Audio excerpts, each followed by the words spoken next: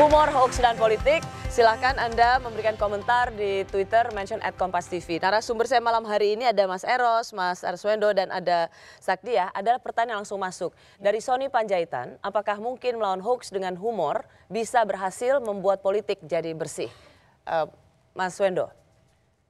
Upaya itu boleh aja, tapi enggak. Politik memang enggak pernah bersih kok. Apalagi hoax begini enggak politik memang. Bahkan kata-kata kerasnya itu politik kotor, puisi yang membersihkan. Oh. Bukan karena apa? Politik memang bagiannya begitu. Nah, kesenian, saya kira tema malam ini bagus banget. Humor itu dikembalikan lagi bahwa dia bisa paling tidak menetralisir kecenderungan yang hanya membiak tertentu tadi. Satu kata kunci dari Saskia tadi menurut saya menarik. Kita harus bisa berani rendah diri untuk melihat ke arah itu. Dan bahkan menertawakan diri kita sendiri. Ya, kembali kepada kitoh dari humor itu sendiri, yaitu menertawakan bahwa diri. Itu untuk humor diperlukan pengetahuan tertentu. Ya, saya mau kasih contoh meskipun nggak langsung menjawab ke arah dia. Humornya Gus Dur, dia raja humor yang belum ada tandingannya sampai kapanpun.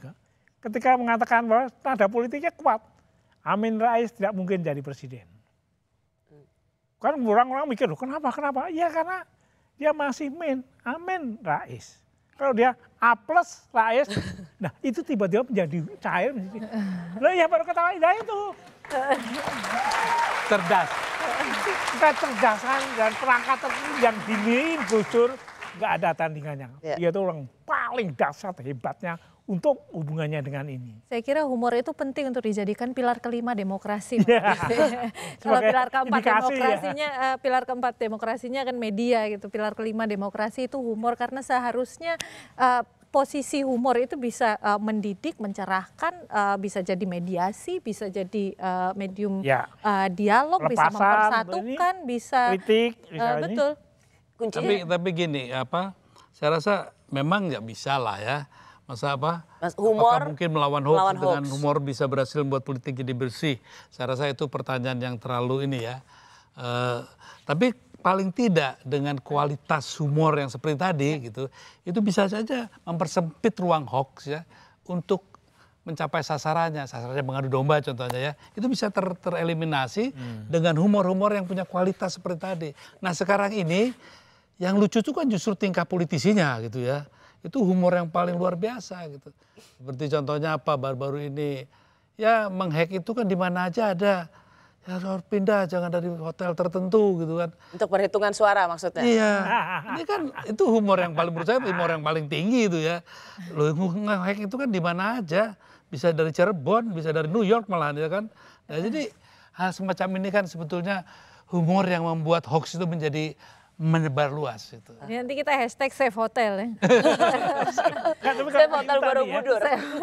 Literasi humor tadi untuk menangkal hoax atau mengimbangi itu saya kira diberikan dari awal, saya kira bagus. Oke, tadi kan memberikan contoh soal Gus Dur yang memang sampai saat ini Mas Wendo bilang belum ada duanya. Kalau sudah tidak akan ada duanya. Tidak akan ada duanya kalau sudah mengeluarkan humor politiknya. Tapi kan sebenarnya para capres kita ini juga sering memberikan kegembiraan juga di atas panggung gitu. Coba kita lihat dulu dari capres nomor 1 Pak Jokowi misalnya. Tentu saja dalam kapasitas ini ya sebagai presiden. Madura, betul. Udah sepedanya diambil. Suku Betawi ya, udah. Ini catat namanya, nanti saya kirim alamat. Yang sulit-sulit Pak. Rendang. 6 rendang, terus. Udah katanya 5 Pak.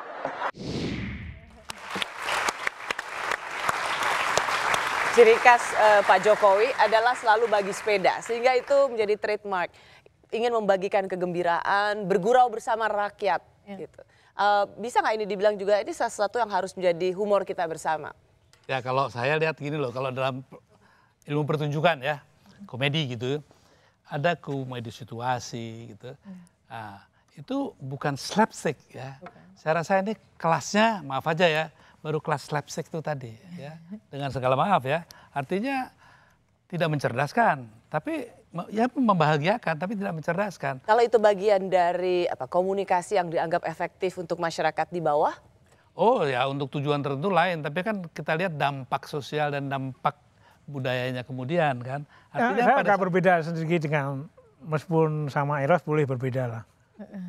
Loh iya dong, karena Pak Jokowi kebetulan saya tahu karena beliau dari Solo, saya dari Solo jadi ada kemiripan. Ada. Bukan, kebiasaan dia ngasih bagi-bagi itu dari Solo. Saya pernah jalan-jalan sama beliau ketika itu, pasti juga ya begitu tuh ada pengantenan, ada apa, dia datang, ada anak-anak kumpul, udah terjadi gitu. Bahwa dia harus diingatkan, misalnya ada yang berani ingatkan untuk tidak melakukan itu lagi, ya. Tapi jangan lupa, dengan bersepeda ini, kembali lagi loh sih, orang yang senang juga, woi yang mungkin adalah sportivitas, anak-anak jadi ngerti tentang kesehatan. Yang nggak suka juga, ya ngapain kelas presiden bagi-bagi begitu, nah, bagi-bagi jabatan lah ya. Ya karena nggak dapat jabatan aja. Itu kalau Wendo yang bagi-bagi saya bisa pahami lah. Tapi dalam kedudukan sebagai presiden coba kita pikir ulang gitu. Kan tapi ada keseruan di situ. Nyebut nama ikan, nyebut nama pulau gitu. Yang kita yang terbiasa pattern politik kita gitu nggak terpikir yang gitu-gitu. Justru Pak Jokowi melakukan ini. Jadi menurut Anda itu sesuatu yang baik ya? Bukan cuma baik, itu jenius. Jenius? Oh. Berbeda dengan Mas Eros. Mas Eros melihat itu sebagai sesuatu yang berbeda. Coba kita lihat lagi,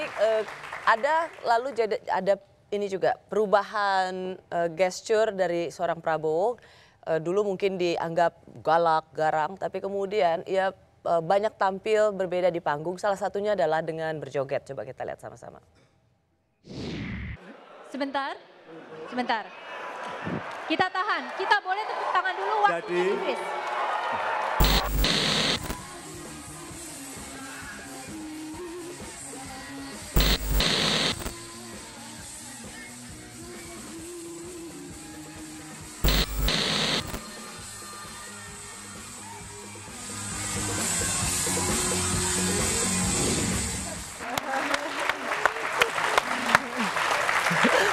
Ini makin Kenapa Mas Eros?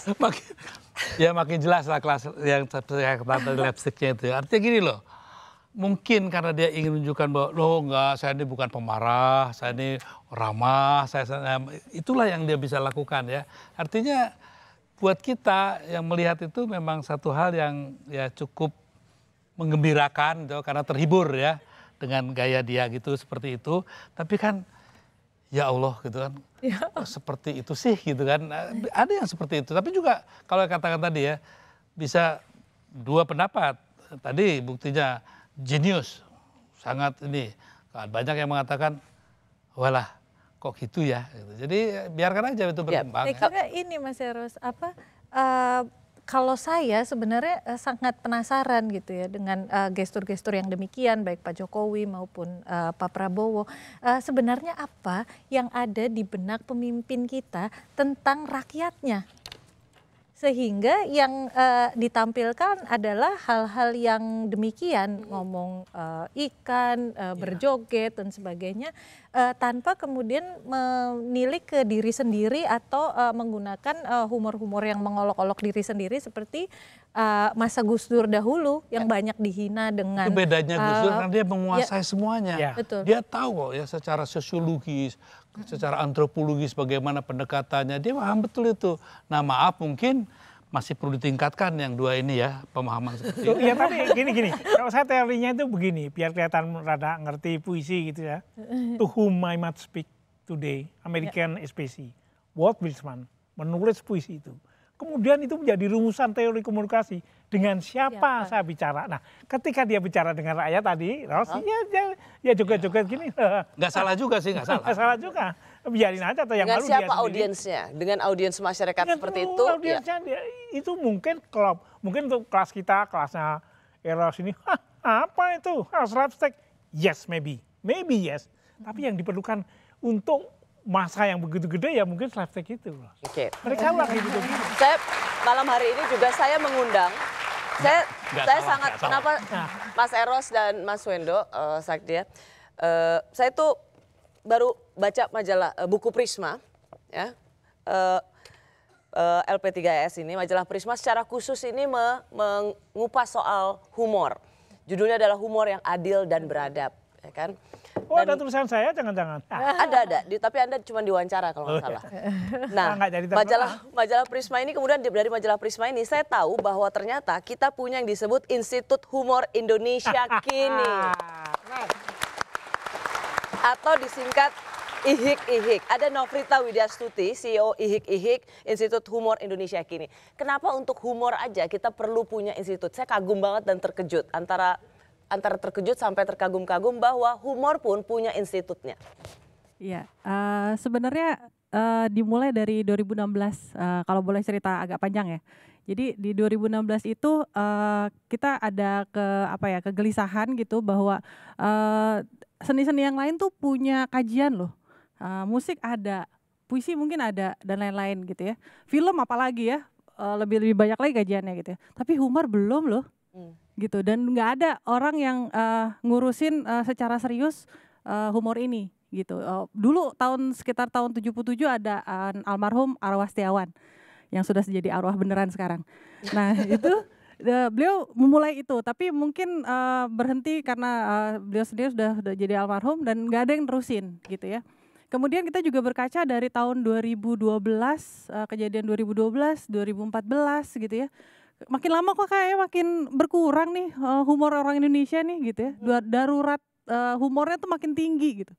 Dan kita melihat nggak akan bisa terjadi kalau kita nggak mulai dari sekarang. Ya. Jadi di 2016 adalah ini Institut Humor Indonesia Kini. Dan saya juga surprise sekali ternyata ada The Library of Humor Studies. Betul. Jadi ada library-nya, ada perpustakaannya sendiri. Betul. Wow. Jadi isinya apa? Di dalamnya ada 1.500 buku, majalah dan DVD yang isinya adalah buku humor itu sendiri dan kajian-kajian humor. Keren dari ya? berbagai macam studi gitu ya, dari mulai antropologi tadi, sosiologi, filsafat, komunikasi, public speaking dan lain-lain. Gitu. Oke. Humor itu serius, yaitu adalah kata-kata dari almarhum Arwah Setiawan. Tapi Humor kan itu serius. ada dosen-dosen ini apaan ini? Bagian dari mereka juga, Bu? Dosen-dosen ini adalah komunitas dari IHIK yang sudah rame-rame kita mau nyebarin virus-virus humor ke masyarakat luas. Seberapa pentingnya memang kita membutuhkan mengembalikan kembali humor pada tempatnya? Sangat penting karena ya kita melihat sendiri ya kondisi sekarang tuh makin panas gitu ya, belum ditambah dengan teroris gitu ya. Coba kita pikirin kalau misalkan kita melihat kemarin debat capres kemarin gitu ya, dengan dilihat dari sisi humornya. Jadi bukan dari sisi kesel-keselannya tapi dari sisi humornya. Akan betapa indahnya Indonesia gitu ya. Bisa dilihat juga ya. Bisa. Jadi debat capres itu atau cawapres nggak hanya dilihat dari argumentasi sengitnya tapi dilihat dari humornya. Betul. Ada Yasser Fikri, CCO IHIK. Ini benar ya baca IHIK? Iya, betul. Oke. Harus 3 kali nyebutnya. Oh, harus 3 kali. CCO IHIK. Kenapa harus 3 kali? Karena menghindari angka 1, 2 ya. Foundernya ada 3 orang, ada Pak Seno Gumilarji Dharma, ada Pak Darminto, sama Pak Dani Septriadi. Jadi ya memang harus 3 orang disebutkan, itu pendirinya. Karena pendirinya. Bung Yasser ini kan CCO. CCO singkatan dari Content? Chief Creative Officer. Oh, Chief Creative Officer. Jadi Anda yang membuat kreativitas ini? Iya. Pastinya Anda paling lucu di antara semua founder ini. Kata istri saya begitu, kalau kata teman saya enggak. Ya harus lucu. Jadi tugas Anda apa di Institut Humor Indonesia ini? Kenapa? Tugas Anda apa sebagai kreatif, Salah kepala satunya adalah kreatif? kita sedang membuat, sudah masuk batch keempat adalah teaching with humor untuk para dosen. Jadi gimana caranya membawa humor ke ruang kuliah, karena kita paham bahwa kalau kita dosen tuh ngajar serius, itu mahasiswa hanya memperhatikan kita hanya di 15 menit awal. Selebihnya udah kabur. Nah, dosen mengajarnya cuma 15 menit. Makanya kita coba bawa humor ini ke dalam lingkungan kampus supaya dosen bisa mengajar dengan cara yang lebih santai gitu. Ada yang bilang bukan berarti malah merendahkan dosen, enggak. kita tahu caranya bagaimana. Kita bisa menggunakan teorinya, kemudian juga ada videonya dan lain sebagainya. Dan kita juga mengajarkan mereka gimana cara meng-create humor mereka sendiri. Oke. Itu beda sama ngelawak loh, beda loh ya. Beda ya? Betul, Beda dong. Beda. Pendekatan humor. Pendekatan humor itu. Ya. Nah, kalau Sakdia punya ini nggak? Apa permintaan nggak request nggak pada ini? Mereka-mereka yang di IHIK ini, Institut Humor Indonesia, kan ngajarin dosen nih, ya kan, mau coach dosen supaya mereka punya pendekatan humor. Dia sebenarnya punya katakan sama kita, karena buku-buku kita dipakai sama beliau untuk jadi tugasnya, bener nggak? Tesis S2 saya adalah tentang stand up comedy sebenarnya. Oke. Iya. Mungkin Anda perlu juga meng-coach para pendukung masing-masing capres supaya nggak terlalu tegang, jadi bisa ada pendekatan humor satu sama lain. Ya, harapan kami sebenarnya para konsultan politik dari kedua capres nih kalau bisa masukin humor ke kedua capres ini supaya bisa lebih dekat dengan rakyatnya dan sebagainya. Baik, oke. Humor, hoax, dan politik, bagaimana humor mampu meredam hoax dan menurunkan tensi politik, kami kembali sesaat lagi.